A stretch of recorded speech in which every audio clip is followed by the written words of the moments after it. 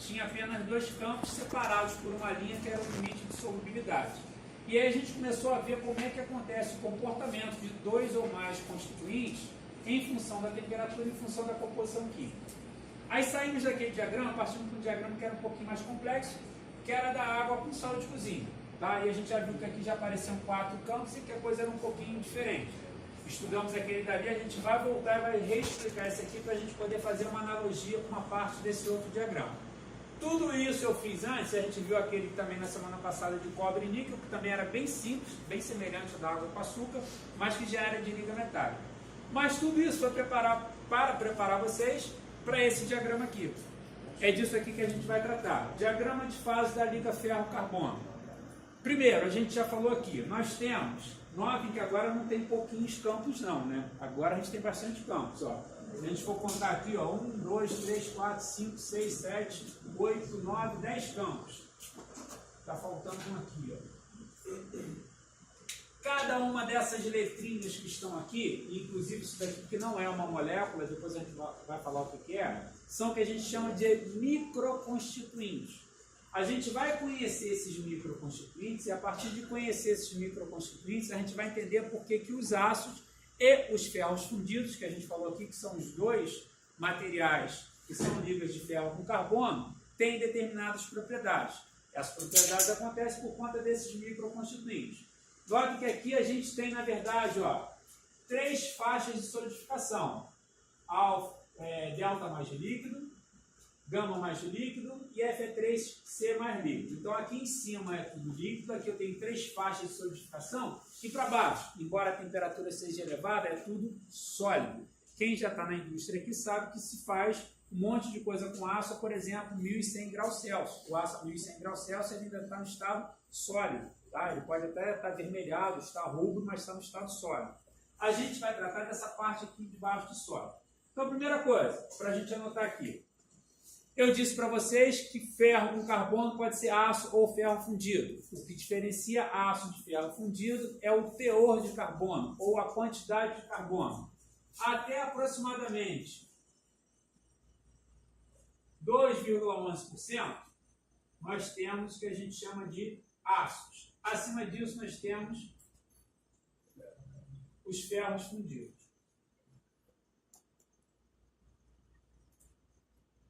Como a gente viu lá as células unitárias, lembra que a gente falou do sistema cristalino cúbico simples, cúbico de corpo centrado, cúbico de face centrados.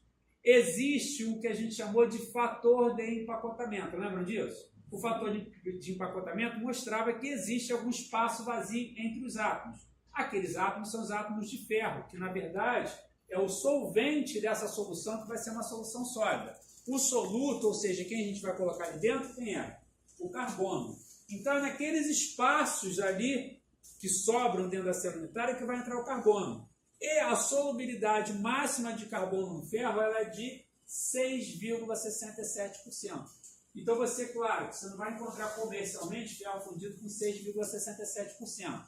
Mas se você quiser colocar carbono dentro do ferro, o máximo que você consegue é isso aqui, 6,67%. E aí você já começa a entender por que os leigos chamam tudo de ferro. Porque, olha, 6,67% está dando 93 e pouco por cento de ferro. Então, o percentual de carbono é quase nada comparado com ferro.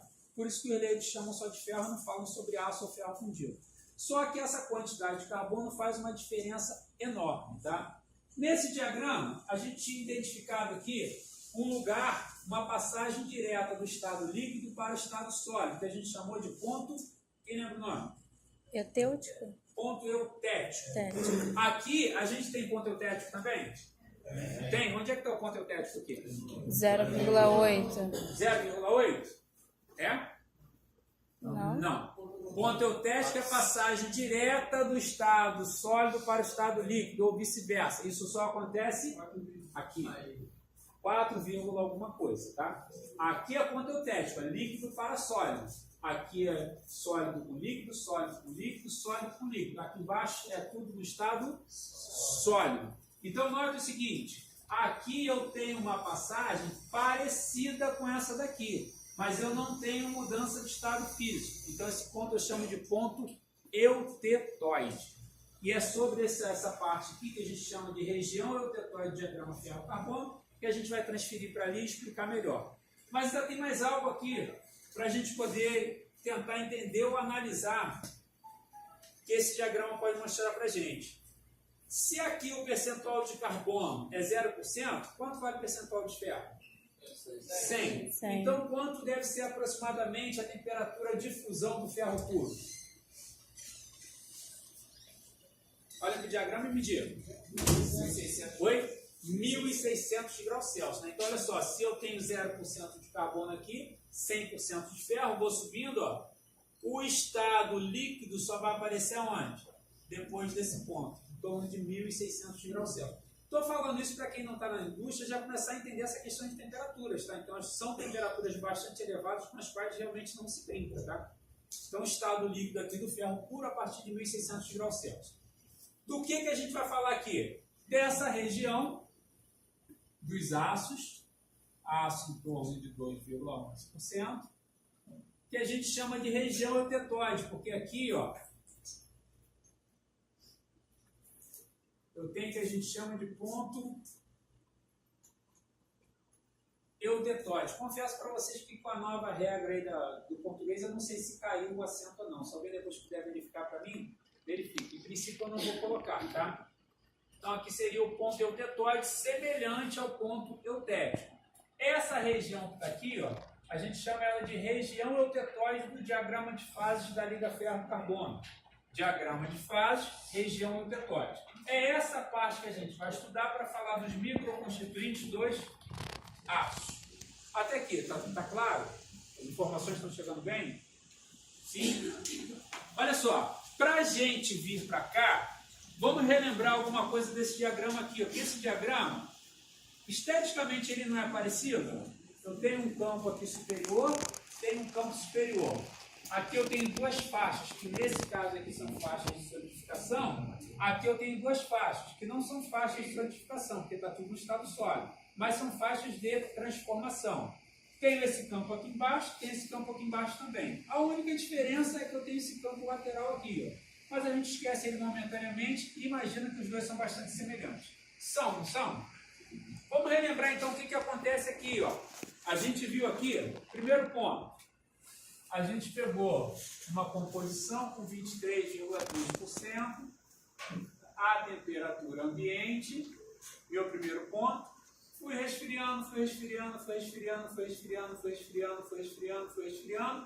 e ultrapassei essa linha. Quando ultrapassei essa linha, essa solução que era líquida virou solução sólida. Então, simplesmente houve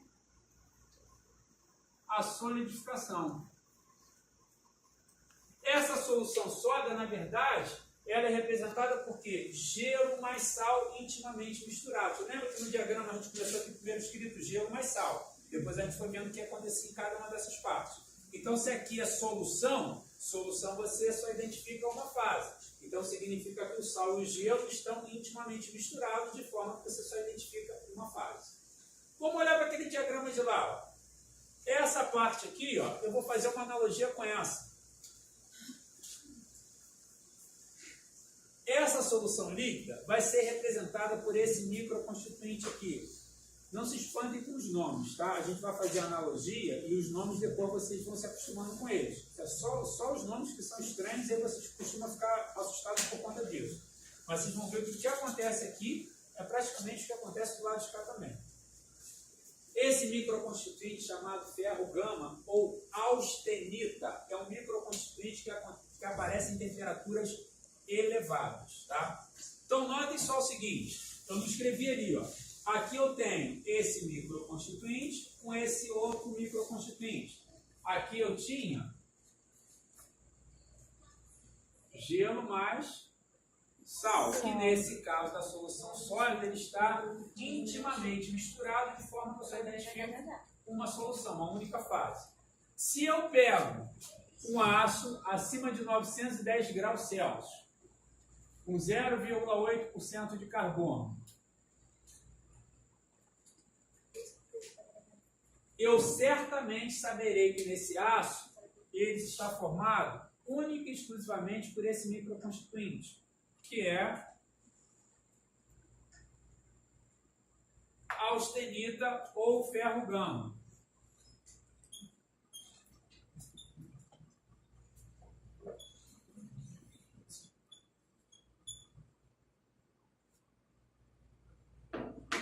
Se eu começo a resfriar, vou resfriando. Quando eu atingir, até agora nada aconteceu, né? Eu continuo no mesmo campo. Igual esse aqui, ó. Vim resfriando. E aí depois só aconteceu alguma coisa quando eu cruzei a linha. Quando eu cruzar essa linha, esse microconstituinte vai se transformar em alguma coisa. Essa solução líquida se transformou em quê? Solução sólida. Que foi uma mistura íntima entre gelo e sal. Aqui eu vou formar alguma coisa que vai ser uma mistura íntima entre esse microconstituinte e esse outro. Esses dois microconstituintes intimamente misturados levam o nome de perlita.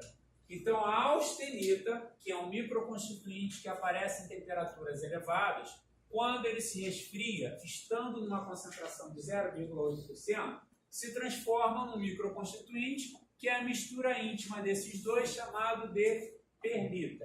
Aqui, ó, a mistura íntima dos dois foi chamada de quê? Solução sólida. Aqui, a mistura íntima dos dois está sendo chamada de quê?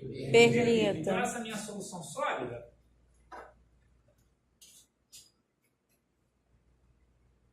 ela está sendo a perlita, tá? Então, aqui, ó, a solução líquida é a austenita, a solução sólida é a perlita. Então, lá de cima eu vim resfriando, solução sólida, que é uma mistura íntima de gelo mais sal.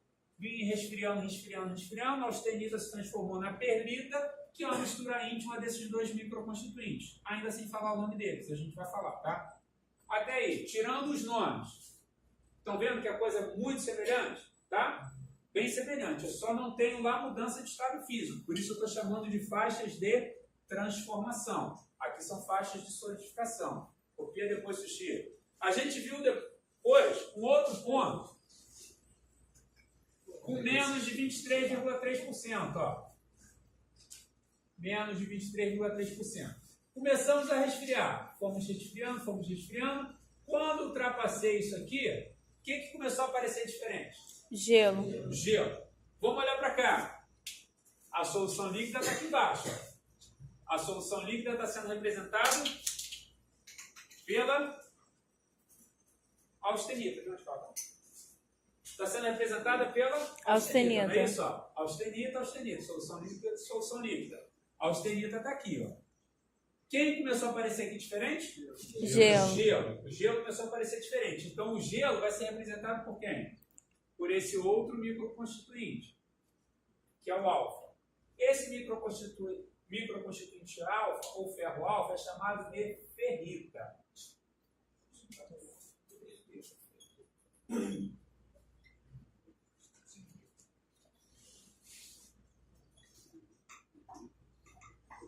Agora, notem só, para a gente fazer uma analogia, não podemos esquecer, tá?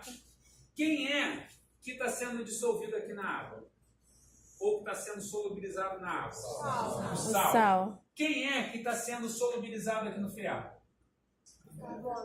O carbono. Olha só, o carbono lá está fazendo o mesmo papel que o sal está fazendo aqui, ó. Tá bom? Todo mundo conseguiu acompanhar? Vamos voltar aqui. Lembrando da mesma coisa. A gente veio resfriando. Quando cruzou essa linha, começamos a formar gelo. Para formar gelo abaixo de 0 grau, o que eu faço com a minha solução que tem água com sal? Tiro o quê? Sal. A solução líquida. Falamos isso um monte de adianta. Olha só, vamos voltar para não esquecer mais. Adianta eu tirar sal? Eu estou abaixo de 0 graus. Se eu começo a tirar sal, eu vou ter formação de sal e solução. Vai ser uma solução menos concentrada, mas eu não estou formando gelo. Eu preciso tirar, na verdade, quem? Água, não é isso? Água. Então, eu preciso tirar água. Vou tirando água e vai aumentando a concentração. A água é rica ou pobre de sal? Pobre de sal. Então, o gelo é rico ou pobre de sal? Pobre de sal. Então, a ferrita vai ser rica ou pobre de carbono?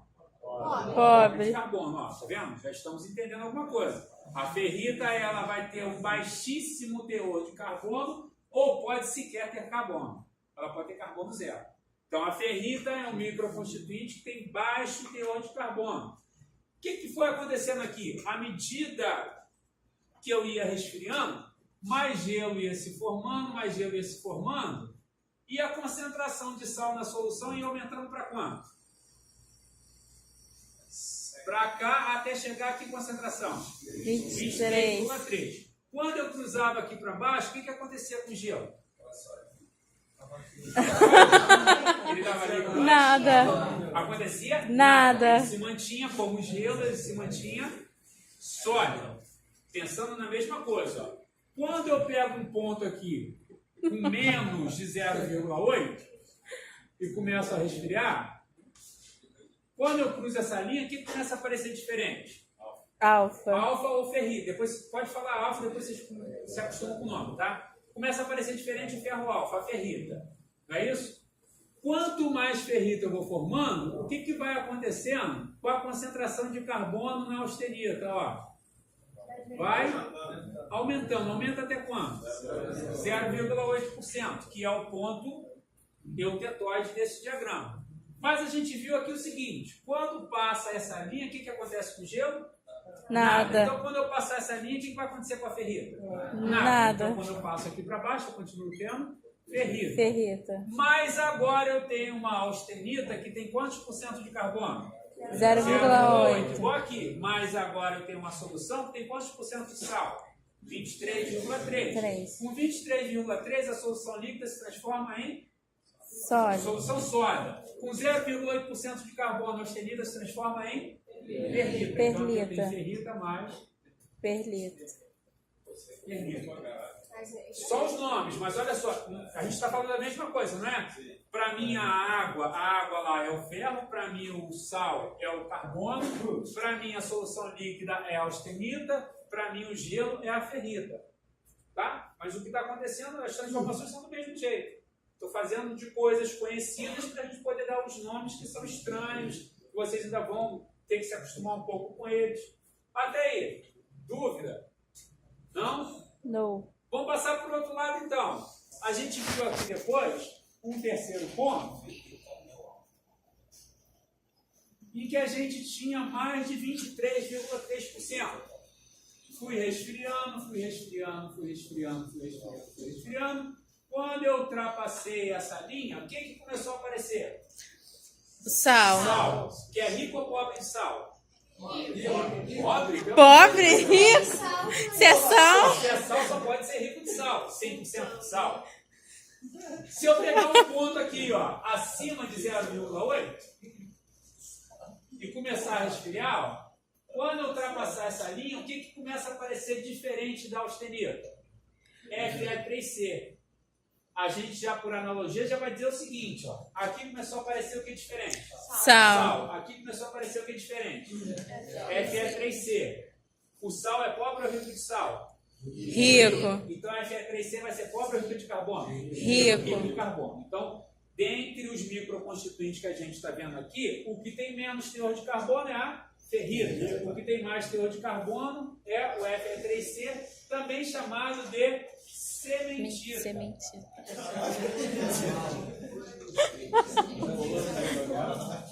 Sementita é rico em carbono, outra é pouco.